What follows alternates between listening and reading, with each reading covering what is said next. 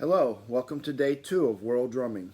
Today's video is mainly based on just the idea of what is world drumming. I think before you get into anything else, you kind of need to have an understanding of what world drumming is and what some of the terms that we will be using throughout this course. So, generically speaking, world drumming is just simply drumming around the world. However, there's a whole lot more to that. It is not just pick up a drum and play. It is how you pick up that drum and play. It is why you pick up that drum and play. It's what happened in your life to give you the desire to pick up that drum and play. So basically what I'm getting to is world drumming is about the culture you live in and what that drumming represents.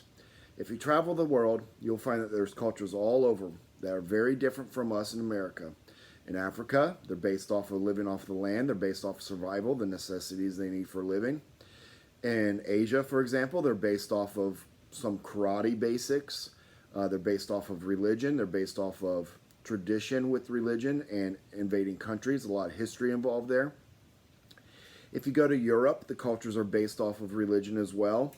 But on top of that, they're based off of living a life in Europe from all the way back from the Middle Ages, where we had church-ran government, or Middle Ages where we had servants and peasants and then royalty.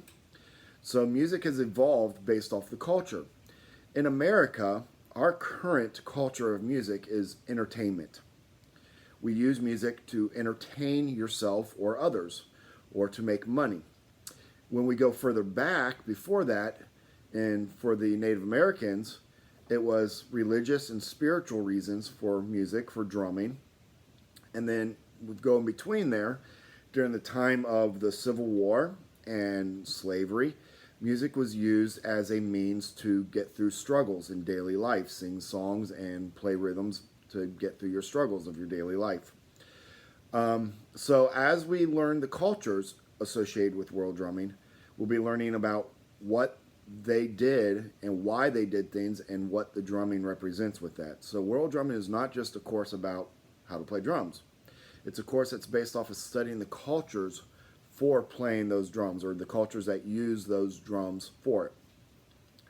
So a lot of our discussions, a lot of our activities are going to be based off of the culture behind the drumming, not just the drumming.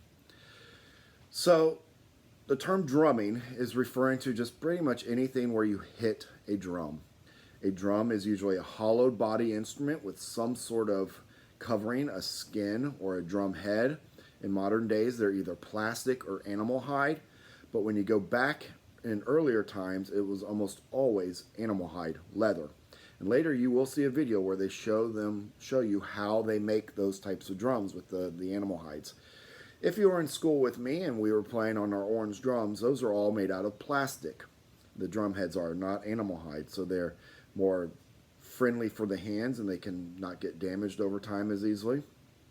But you just got to see that, and I'm sure you'll see those in a lot of the videos as well. Now I want to talk about another term called percussion. Percussion is a kind of a not really scientific, but it's a fancy term to describe what drumming is, but it covers more. Percussion technically means making sound by hitting something or making sound by striking something. So it doesn't necessarily have to be a drum. It can be a cymbal. It could be a bar, like on a xylophone. It could also be like a key on a piano, where you strike a key. That key activates a type of hammer that then hits a metal string or a wire that produces the tone that you hear on a piano. So percussion covers a lot of things, but drums are a type of percussion instrument. So it's important to know what percussion means. You're going to hear this in the videos a lot, because a lot of times instead of saying world drumming, they'll say world percussion. The other two terms I want to talk about is beat and rhythm. So the first thing I want to mention is beat. Beat is an imaginary pulse. It's not a sound. It's an imaginary pulse that goes on through music. It's what allows you to be able to tap your foot to the rhythm, or snap your fingers, or clap to the pulse. It lays out the framework for the music. It is steady, it is repetitive, and so that is beat. Rhythm excuse me, rhythm is how that beat gets divided out with musical sound. So here's a beat. Nice and steady. The screen, I'm going to switch to my leg because the screen is shaking. Now I'm going to switch it to a rhythm that follows that beat. As you hear, the rhythm is not just that regular steady pulse. The rhythm is sounds that break up that beat. And so it's important to know the difference between the two, because sometimes you're going to be talking about what is the beat, and sometimes we're going to be talking about what is the rhythm. A lot of times we'll be playing a rhythm on top of a steady beat, but sometimes you might be playing on the beat, like a cowbell part is on the beat usually. And so it's important to know those two. So I'm going to end the video now, and then the other part of the assignments is I'm going to have you watch a short YouTube video that breaks down some of the instruments. It shows you some of the instruments we find in world drumming. Goodbye.